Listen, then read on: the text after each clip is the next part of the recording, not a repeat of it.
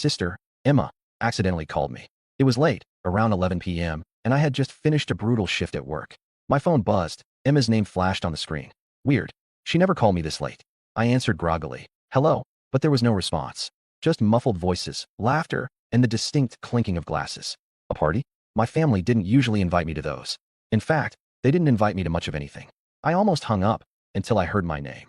God, can you believe Olivia still thinks she's helping us? That was my mother's voice.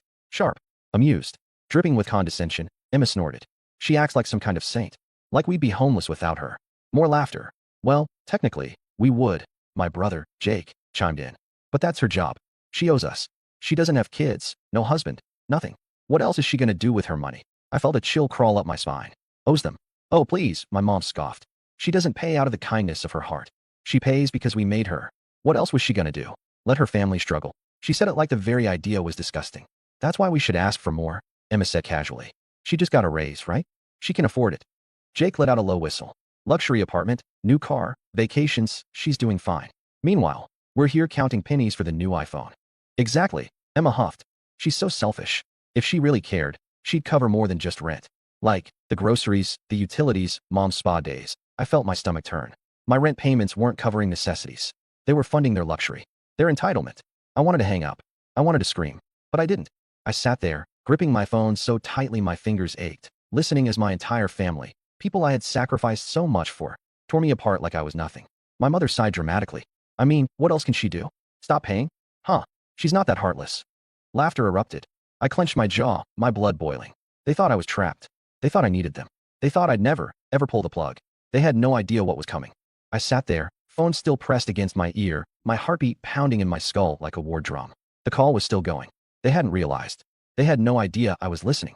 Emma let out a sharp laugh, the kind that always made me feel like I was the punchline of a joke I didn't understand. God, you remember when she actually thought she could say no? That one time. Jake snorted. Oh yeah. What was it, like 2 years ago? She tried to set boundaries, or some crap. My mother made a noise of pure amusement. And look how fast she folded. One little guilt trip and she was begging to help again. Emma sighed dramatically. She's too soft. Too afraid of being the bad guy. That's why we always win. Something inside me twisted, hard, and violent. When? This wasn't a family helping each other out. This was a game to them. A power trip. They were playing with me, laughing behind my back, while I bled myself dry for them. Jake's voice turned smug. She's so predictable. She thinks if she just keeps paying, we'll appreciate her. Like, sure, okay, thanks for the rent money, but that doesn't mean we have to like her. I didn't realize I was gripping my phone so hard until my fingers started to cramp. Emma's voice turned syrupy. I mean, she could be more fun, you know? Like, we're family. But no, she's all work, work, work. No personality. No social life. Just money. My mother hummed in agreement. At least she's useful for something. That was it. That was the moment something in me snapped. But I didn't move. I didn't breathe. I kept my grip on the phone, held my tongue, and listened. Because if they thought I was weak, if they thought I was predictable, then I'd give them exactly what they expected. For now. Anyway, my mother continued, her voice turning breezy. We need to have a talk with her soon. The rent's going up next month. She'll have to cover the difference. Jake groaned. Ugh, she's gonna make that face again. The one where she pretends to be struggling, like, oh no, I can't afford it. His voice pitched into a mock whine. Emma cackled. She can afford it. She just doesn't want to. Exactly. My mother's voice hardened. She needs to understand. We have needs, too. Needs.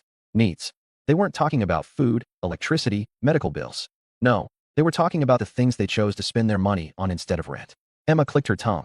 You know, she's been really slow with payments lately. Maybe we should start reminding her earlier. Jake laughed. Yeah, let's do that. Maybe even throw in a little, we're struggling story for extra effect. Oh, and mom, Emma added. You should cry again. It works every time. My mother chuckled, and I felt something cold, visceral, coil in my stomach. Of course, sweetheart. I know exactly what to say. I sat in silence, staring at the floor, my entire world tilting under me. They were proud of it. Of manipulating me. Of wringing me dry, and then mocking me behind my back. And they thought they could keep doing it. They thought I'd never stop. I swallowed, forcing my voice to stay even, calm. Then, finally, I spoke. Hello. The call went silent. The silence that followed was deafening. I stared at my phone, the screen now dark, my thumb hovering over the call log as if I needed proof it had actually happened. They hung up the second they heard my voice. Not a single word. No excuse, no cover-up, nothing.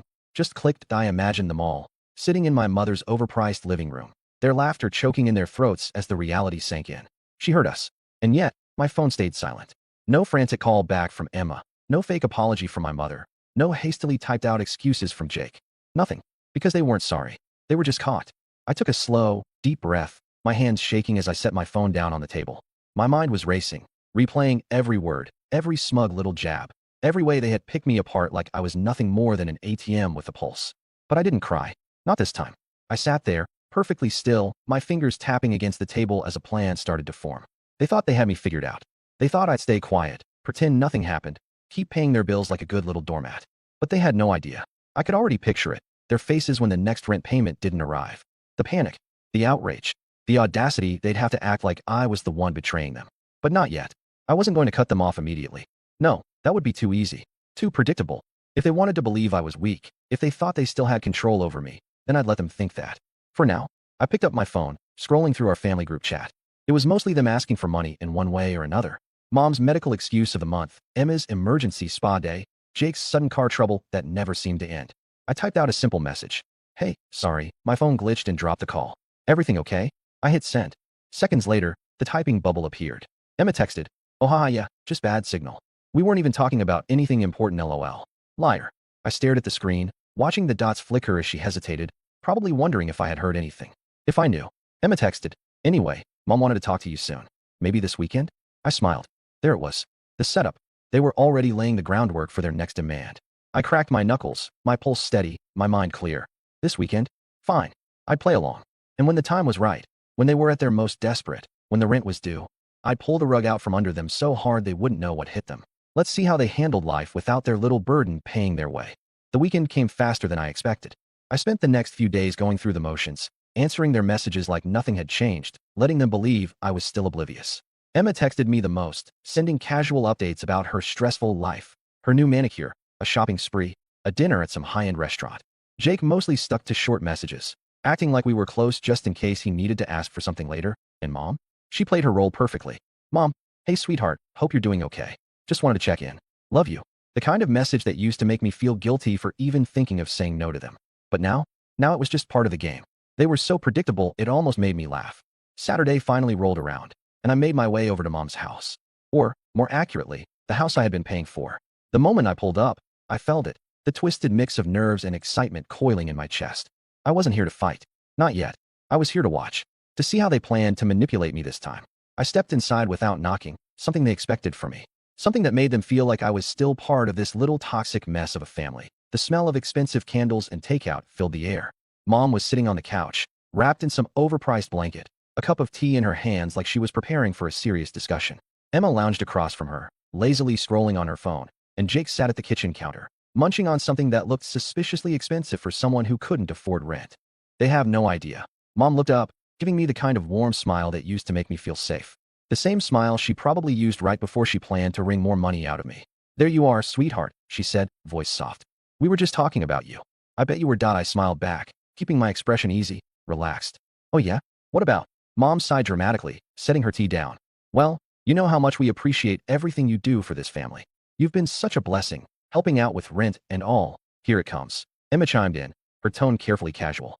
Yeah, like, we were actually just talking about how much rent has gone up lately. It's crazy. Jake let out a low whistle. Insane. Like, I don't even know how people are affording it. Mom nodded, her eyes wide with exaggerated concern. And, well, we wanted to talk to you about that. The landlord is raising the rent again. It's really bad this time. I tilted my head, pretending to think. Oh wow. Why how much? Mom hesitated, just for a second. A few $100s more a month. Emma immediately jumped in. Which, you know, isn't that bad, but with all the bills, it's just so much, you know? We're barely keeping up. Jake sighed, running a hand through his hair. And we hate to ask, but there it is. The ask. The moment where they expected me to smile, nod, and say, of course, I'll help. I leaned back, pretending to think it over, like I was actually considering it. Let them squirm. Mom leaned forward, her voice soft, full of fake concern. Sweetheart, we wouldn't ask if we weren't really struggling. Emma sighed dramatically. Like, I've had to cut back on so many things. Cut back? She had just posted about buying a new designer bag yesterday. Jake shook his head, playing the role of the stressed-out brother. We're just lucky to have you, you know? Not everyone has a sibling who cares this much. I could barely keep the amusement off my face. They're laying it on so thick. Mom reached out, placing her hand on mine, her voice dipping into that motherly tone she always used to guilt-trip me. So, sweetheart, can you cover the increase? Just until we figure things out. I let the silence stretch. The air felt thick, the weight of their expectations pressing down on me. They thought they had me. Thought I'd fold. Just like every other time that I met my mother's eyes, smiling. Of course, I said. Relief flooded her face so quickly, she almost gasped. Emma grinned. Oh my God, you're the best. Jake clapped me on the shoulder. Knew we could count on you. I smiled, nodding along, playing the role they expected. Because they had no idea. No idea that in just a few weeks, when the rent was actually due, they'd wake up to an eviction notice instead of my money that I wasn't helping them anymore. I was about to watch their whole world collapse. And I couldn't wait. The days after that conversation were like a game of waiting. Every time they texted me, I smiled, laughed at their jokes, and sent a few meaningless responses to keep the act going. They had no idea what I was planning. I kept my distance, careful to avoid making it seem like I was pulling away too quickly. They'd just accuse me of being distant, of changing, and I wasn't about to give them any ammo. Each day, I went through the motions, pretending like nothing had shifted in my head, even though everything inside me was screaming to pull the plug already. I wanted to do it right away, but I had to make sure I was in control. This wasn't just about getting back at them. It was about teaching them a lesson they'd never forget. They still expected me to be there when they needed me. They still expected me to be their safety net, the one they could count on when their spending habits caught up with them. The truth was, they could have easily afforded rent without my help. They were just so used to living beyond their means that they thought they were entitled to everything I'd been giving them. They didn't need my money. They wanted it. And that was the line I'd finally drawn in the sand. It was only a week before the next rent payment was due when I got the call that I was sitting at my kitchen table, scrolling through some work emails when my phone buzzed. The caller ID made my stomach tighten. Mom. I hesitated for a second, pretending I didn't know exactly what this was about. Hey, Mom. I answered, trying to keep my voice neutral, even though my heart was pounding. Oh, thank God you picked up, she said, her voice tight. Sweetheart, we're in a bit of a jam. Here it comes. What's going on? I asked, my tone calm, like I had all the time in the world to listen to whatever excuse she was about to give me. Well, you know how we were talking about the rent increase, she started, clearly rehearsing what she was about to say. Well, the landlord is being really unreasonable. He's insisting on the full increase, and we're really struggling here. Uh-huh. I already knew where this was going. We're just asking for a little bit of help, she continued, the fake sweetness back in her voice. Just to get us over the hump this month, and then we'll figure things out, okay? I could hear the desperation in her tone. She knew she couldn't pull the wool over my eyes anymore. I stayed silent, letting the tension build. She couldn't possibly believe I'd just roll over and give them another month of my life, could she? Did she really think I hadn't noticed how their spending had spiraled out of control? So, what do you think, sweetheart? She asked, her voice a little too hopeful that I couldn't hold it in anymore. I let out a slow breath, trying to sound casual. I think you're more than capable of handling this on your own. She was silent for a moment, as if trying to process what I had just said. I could practically hear her brain working overtime, trying to figure out how to fix this. You know I can't just let you guys get evicted, right? I continued, keeping my voice calm. You've got money for things like new furniture, trips, expensive dinners, but you can't seem to save for rent. The silence on the other end of the line was deafening. Then, slowly, she spoke. Sweetheart, we don't have that kind of money right now. You know it's not that simple. We're really struggling. I kept my voice steady, but the anger was rising. It's only not that simple, because you've been living beyond your means for years, Mom. You've been using me as a crutch, and I've had enough. You know that's not true, she said, her voice tightening, trying to cling to the lie. You owe us. You know we've always been there for you, haven't we? I let that one sit for a moment. Yeah, you've always been there, when it was convenient for you. But now I'm done being your ATM. It's time to figure things out on your own. Mom's voice shifted, the facade cracking. Sweetheart, please, we can't. I've already made up my mind, I interrupted, my voice cold. And I won't be paying this month's rent. You'll have to figure it out. Good luck. I hung up before she could respond. I sat there in the stillness, my heart racing. It wasn't a feeling of guilt, though. It was more like the moment before a thunderstorm, when the air is thick with tension and you know something big is coming. I knew they wouldn't take this well. Hell, I was practically daring them to react. But I also knew they had no other option but to beg. That's when the real fun would begin. Over the next few days, my phone was bombarded with messages. Texts from Mom, calls from Dad. Even my sister, who normally didn't get involved in financial drama, had a message waiting for me. Can you please talk? We really need to sort this out. I didn't respond to any of them. In fact, I turned my phone on Do Not Disturb mode and avoided all of it. The longer I could keep them in the dark about the fact that I knew what they'd been saying, the better. I could feel their desperation starting to seep through, and I let it marinate. The day the rent was due came, and sure enough, the call started up again. First, it was Mom, then Dad, and finally my sister. Each call had a slightly more frantic tone than the last. But I didn't budge. It was around noon when I finally decided it was time for the confrontation. I was sitting at my kitchen table, sipping coffee, when I saw a text from my sister pop up.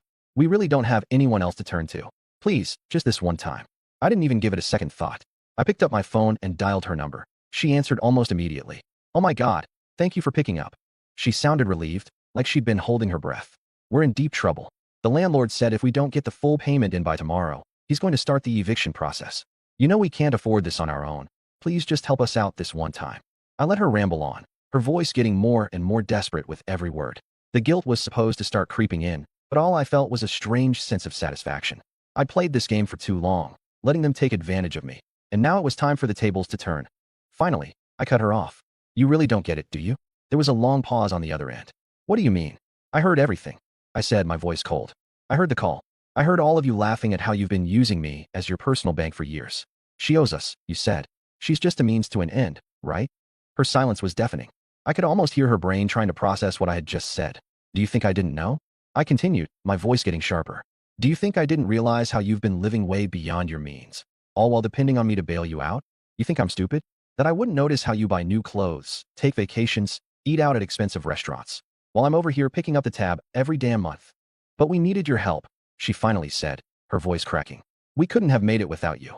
Yeah, well, maybe you should have thought about that before you spent every penny you had on things you didn't need. I shot back. You don't need me. You just wanted me to keep giving you money. And I'm done with it. I'm done being your ATM. I could hear her trying to find words, but nothing came. She had no defense. She was trapped in the very web she'd spun. Then, just when I thought the conversation was over, I heard my mom's voice in the background, yelling at her to get me to help them and not let me off the hook. That's when I decided it was time to make my grand exit. You know what? I said, my voice steady. I'm done. I'm cutting you all off. No more money. No more bailouts. No more being your punching bag. If you want to live like this, you'll have to figure it out on your own. Good luck, though, because once you've spent every penny you've ever earned on luxury, you're going to have a hard time living in the real world. I ended the call before she could respond, turning my phone off completely. Months passed, and I didn't hear a word from my family. I wasn't surprised. They were too proud to admit they'd messed up. But then one day, my phone buzzed. It was a text from my sister, with a simple line, "The rent's due again." I didn't respond immediately. I knew what they wanted, money. But that wasn't going to happen. A few days later, I got another text from my mom. "Can you please just help us this one time? We're really struggling." Then, my dad tried calling, but I let it go to voicemail. They weren't asking for a second chance or an apology. They just needed me to be their safety net again. I kept ignoring them. I was done. Their arrogance and entitlement had left a sour taste in my mouth, and no amount of begging would change that. The truth was, they never changed. They were just too used to being taken care of, and when I stopped enabling them, they were forced to face the consequences of their actions. The landlord didn't wait, and eventually, they were evicted. I wasn't there to pick up the pieces, and they didn't get a penny from me. It wasn't pretty, but it was exactly what they needed. Sometimes the best revenge isn't a dramatic showdown. It's just walking away and letting them realize they can't rely on you anymore. And they never did come back.